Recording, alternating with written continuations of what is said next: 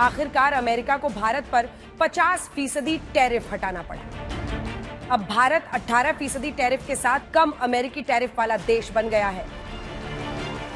संसद परिसर में एनडीए के साथ बैठक में प्रधानमंत्री नरेंद्र मोदी ने कहा है कि अमेरिकी ट्रेड डील से अच्छा वातावरण बना है। लोग आलोचना कर रहे थे, लेकिन हमने धैर्य रखा, उसका परिणाम निकला। प्रधानमंत्री ने ट्रेड डील पर अपने एक्स पोस्ट में किसी शर्त का जिक्र नहीं किया है। प्रधानमंत्री ने संस्कृत का एक श्लोक भी पोस्ट किया है, जिसका अर्थ है आत्मविश्वास वह शक्ति है जिसके बल पर सब कुछ संभव है। ये साधारण अचीवमेंट नहीं है और विश्व भर में भारत का जो एक कद, भारत का पहचान, भारत का नेतृत्व का ये परिणाम है कि इतने देशों ने भारत के साथ विश्वास करके, पार्टनरशिप करके भारत के साथ एक साथ चलने के लिए ट्रेड एग्रीमेंट बनता है। अगस्त 2025 से भारत अमेरिका संबंधों पर लगा 50% का टैरिफ ग्रहण दूर तो हुआ, लेकिन भारत अमेरिका ट्रेड डील पर सियासत का राहुकाल खत्म नहीं हुआ।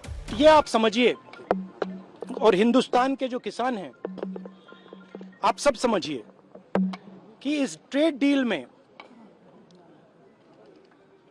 आपकी मेहनत को, आपके खून पसीने को नरेंद्र मोदी जी ने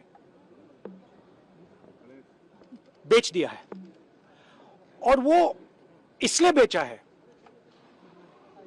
क्योंकि ये कॉम्प्रोमाइज्ड है।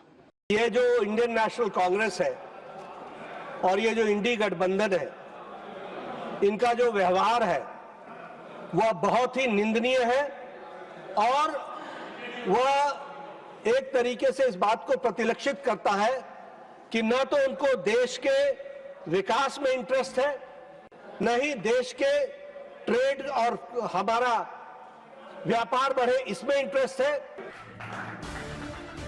भारत अमेरिका ट्रेड डील पर विपक्ष के सवाल कई हैं। सबसे बड़ा मुद्दा बना है भारतीय किसानों का हित। ट्रेड डील के ऐलान के बाद अमेरिकी कृषि मंत्री ब्रुक रॉलिंस ने एक्स पोस्ट में लिखा है कि भारत अमेरिका की नई डील से भारत के बड़े बाजार में ज्यादा अमेरिकी कृषि उत्पाद आएंगे, दाम घटेंगे और ग्रामीण अमेरिका में पैसा पहुंचेगा।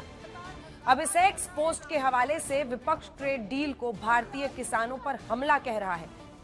कांग्रेस का सवाल है कि नरेंद्र मोदी को जवाब देना चाहिए कि उन्होंने भारत के किसानों के हितों का सौदा क्यों किया।